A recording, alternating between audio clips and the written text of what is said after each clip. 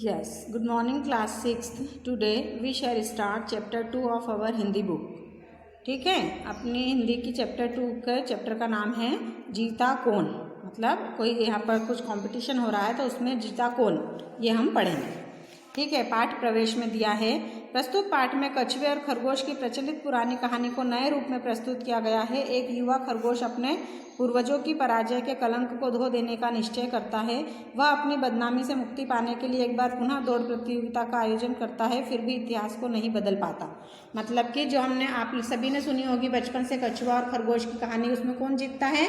कछुआ. क्योंकि खरगोश भले ही बहुत तेज चलता है लेकिन वो रास्ते में जाकर के सो जाता है. उसको अपनी तेज चाल पे इतना घमंड होता है कि मैं तो खरगोश को हरा दूंगा. थोड़ी देर आराम करने के लिए वो सोता है, उसकी नींद लग जाती है और कछुआ जो है वो जीत जाता है. तो उसी कहानी को एक नए रूप में प्रस्तुत किया है कि जैसे अब कछुए और खरगोश की कहानी प्रचलित है, तो जो नए युग का एक कछुआ था, उसने सोचा कि जो पूर्वज हमारे कोई सा ऐसा पूर्वज था जिसने सो करके अपने हमारा नाम कलंक कर दिया. हम इतना तेज दौड़ते हैं, उसके बाद भी जो प्रतियोगिता थी वो हार गए, तो मैं एक बार फिर से प्रतियोगिता आयोजन करूंगा और अब मैं जीत करके बताऊंगा. मतलब इस इतिहास को, जो एक इतिहास बन गया है कि कछुए और खरगोश की कहानी में हमेशा कछुए की जीत होती है, तो आज मैं इसको बदल कर रख दूंगा. लेकिन फिर भी वो इतिहास को बदल नहीं पाता, मीन्स वो फिर भी हार जाता है. तो हम इसको आज रीड करते हैं. दौड़ में कछुआ खरगोश को हरा देता है. यह उक्ति सुनते सुनते जब कान पक गए तो एक युवा खरगोश तेज खा गया. न जाने वह कौन सा पूर्वज था जो कि बीच दौड़ में सो गया और हमेशा हमेशा के लिए खरगोश जाति के मुंह पर कालिख पोत गया. भला कहाँ कछुआ और कहाँ खरगोश 20 बार पैर मारकर मुश्किल से 10 सेंटीमीटर सरकता है और दूसरा एक छलांग में कई मीटर नाप देता है, फिर भी सदियों से हारा हुआ कहलवाता चला आ रहा है. हे न घोर अनर्थ, घोर नाइंसाफी. वह भी मात्र एक पूर्वज की गलती के कारण, न जाने कौन सा नशा करके दौड़ा था या फिर अपनी टांगों की उछाल और रफ्तार के घमंड में चूर हो गया था. बीच दौड़ में टांगे पसार कर बेफिक्र सा सो गया था और अब कलंक का बोझ सारी कौम ढो रही है. कोई बात हुई भला? आहत खरगोश ने इस सदियों पुराने कलंक को धोने की ठान ली और शहर के कछुओं से भरे सबसे बड़े तालाब के किनारे जाकर एक बार फिर से दौड़ की चुनौती दे डाली. मतलब कि वही है कि एक कछुआ खरगोश था जिसको मतलब फिर से अपनी दौड़ पर घमंड था और उसने यही बातें दोहराई कि ना जाने हमारा वो कौन सा पूर्वज था जो चल करके मतलब आगे चल करके अपनी चाल की घमंड में आकर के सो गया और फिर सो करके बेफिक्र ऐसा सोया कि उसका कलंक आज हम सबको उठाना पड़ रहा है. मतलब कि जो देखो कछुआ कितना धीरे चलता है कि मुश्किल से 10 सेंटीमीटर सरकता है ना, लेकिन जो इसके अलावा जो खरगोश है वो कितना तेज उछलता कूदता चलता है. तो वो फिर से मतलब क्या करता है ना युवा खरगोश कि वो जहाँ पे एक तालाब में बहुत सारे कछुए रहते थे वहाँ पर जाकर फिर से दौड़ की प्रतियोगिता की वो चुनौती देता है. चुनौती की गर्जना सुनकर कछुए स्तब्ध रह गए. मुंह से एक बोल भी नहीं फूटा, उत्तर ही नहीं सूझा. दौड़ में अच्छी खासी प्राचीन ख्याति चली आ रही थी. यह आज कौन सिरफिरा चुनौती देने आ पहुंचा? हर कछुए ने जब से होश संभाला था खरगोश से दौड़ जीतने का तमगा गले में लटका पाया. अब इसे दोबारा सिद्ध करने की क्या जरूरत आ पड़ी? एक बुजुर्ग कछुए ने बात टालने की कोशिश की. भाई खरगोश, अब दौड़ की क्या जरूरत है? दौड़ जो होनी थी हो चुकी. सारे जमाने को उसके नतीजे का पता है. अब बार बार तो दौड़ नहीं होती. तो मतलब जैसे ही कछुओं ने वो सुना कि खरगोश फिर से दौड़ने के लिए चुनौती दे रहा है तो वो डर गए कि यार वो तो चलो एक इंसिडेंस हुआ था कि खरगोश सो गया था तो इसलिए हम जीत गए, तो आज तक हमारे गले में जीत का डंका बज रहा, हमारी कहानी फेमस हो गई. लेकिन अब बार बार खरगोश सोएगा तो नहीं, तो हम तो उससे हार ही जाएंगे. तो सब मतलब डर गए. तो उनमें से एक बुजुर्ग मतलब बूढ़े कछुए ने कहा कि खरगोश भाई, बार बार दौड़ की प्रतियोगिता करवाने की क्या आवश्यकता? जो होना था वो तो हो चुका, अब बार बार तो दौड़ नहीं होगी. तो फिर खरगोश बोलता है, कैसे नहीं होती? वह दौड़ एक धोखा थी, फरेब थी, हमारी जाति को बदनाम करने का एक षड्यंत्र था. मैं उस दौड़ को नहीं मानता. अगर तुम दौड़ में सचमुच जीत सकते हो तो आओ मुझसे जीत कर दिखाओ. खरगोश आपे से बाहर हो गया. तो वो बुजुर्ग कछुए की बात सुन करके खरगोश जो है वो गुस्से में आया और उसने कहा नहीं, वो दौड़ एक दौड़ नहीं थी, वो तो मतलब एक षड्यंत्र था कि तुम लोग चाल से जीत गए. लेकिन अब अगर तुम दौड़ सकते हो तो मुझसे जीत करके बताओ. तेज खाने में कुछ नहीं रखा. बुजुर्ग कछुए ने शालीन तर्क प्रस्तुत किया. देखो तुम जवान खून, हम वृद्ध हो चुके हैं, अब तुमसे क्या दौड़ लगाएंगे? जवानी में कुछ कहते तो भी सोचते. बनो मत, खून तो तुम्हारे यहाँ भी जवान है, सारे कछुए वृद्ध नहीं हुए हैं. मैं तो किसी भी एक से दौड़ लगाने को तैयार हूँ. है कोई माय का लाल कछुओं में खरगोश ने ताल ठोककर 2 बार उछाल भरी।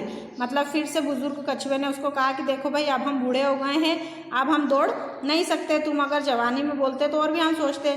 तो खरगोश बोलता है कि ऐसा तो हो ही नहीं सकता कि सारे ही कछुए वृद्ध हो गए, कुछ न कुछ तो कुछ तो तुम्हारे इसमें भी जवान होंगे। तो वो अपनी मतलब कि टाल ठोक कर कहता है कि चलो अगर हो कोई माय का लाल तो वो आए मेरे सामने। माय के लाल तो सभी थे, लेकिन अवसर इसका दावा करने का नहीं था। कछुए जितना बचना चाह रहे थे, खरगोश उतना ही लपेट रहा था। चुनौती स्वीकार करने का तो कोई सवाल ही नहीं उठता।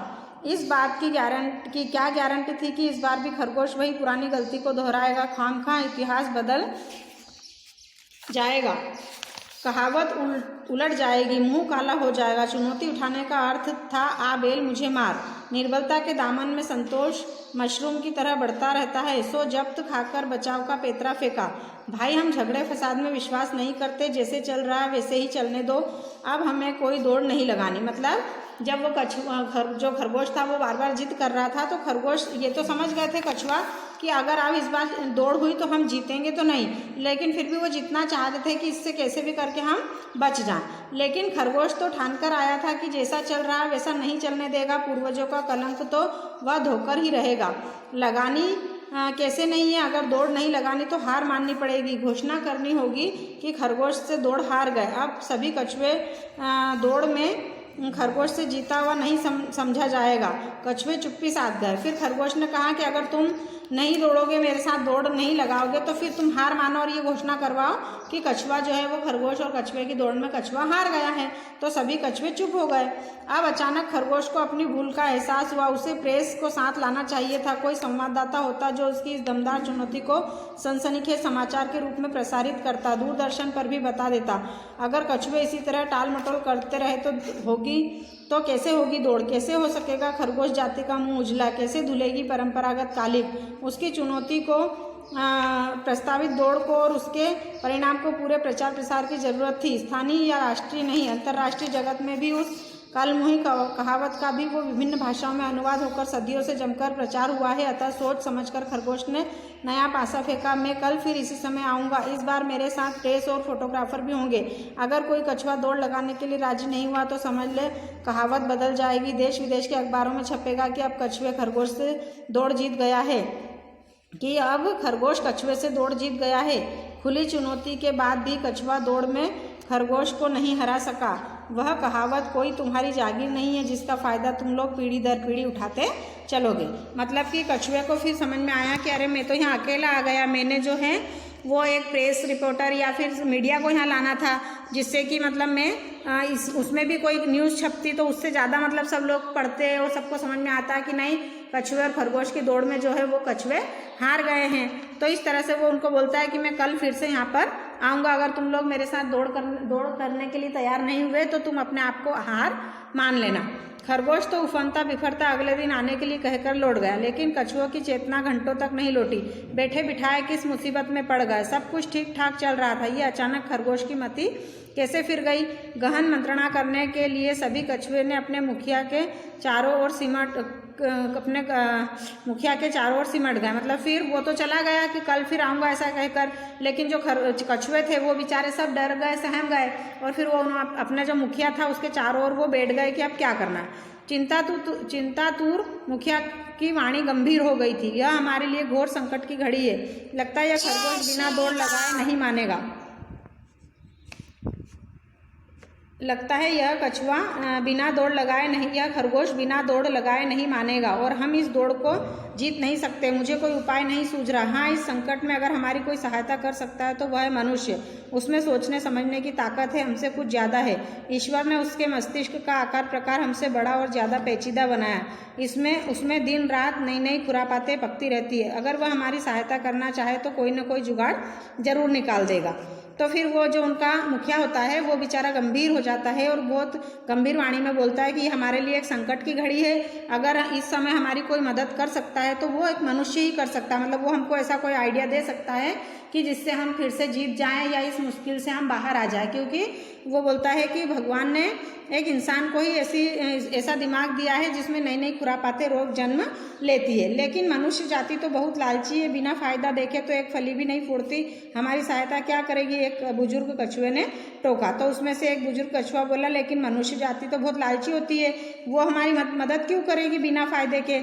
मुखिया बुजुर्ग से सहमत था, पर बुजुर्ग कछुए ने 16.25 आने सच कहा। उसके अपने अनुभव का यही निचोड़ था। लेकिन इस बार प्रश्न इतना विकट था कि कछुआ जाति हर ओखली में सिर देने को तैयार था। सब कुछ दांव पर लगा था, पूर्वजों की इज्जत, गौरवशाली परंपरा, उज्ज्वल इतिहास। अतः उसने भी खुलकर खेलने की ठान ली। मुखिया ने तालाब में डुबकी लगाई और तलहटी में छिपाई स्वर्ण मुद्राओं की थैली निकाल लाया। यह स्वर्ण मुद्राओं की थैली 500 वर्ष पूर्व एक श्रेष्ठी की गांठ से निकलकर उस समय तलहटी में पहुंच गई थी जब वह इस प्राचीन तालाब में डुबकियां लगा रहा था। इस थैली की खोज मुखिया के पूर्वजों ने की थी और तभी से यह एक पुश्तैनी धरोहर बनकर पीढ़ी दर पीढ़ी उसके परिवार के पास चली आती थी। शायद आज उसके सदुपयोग का उचित अवसर आ गया है। मतलब फिर जब वो बुजुर्ग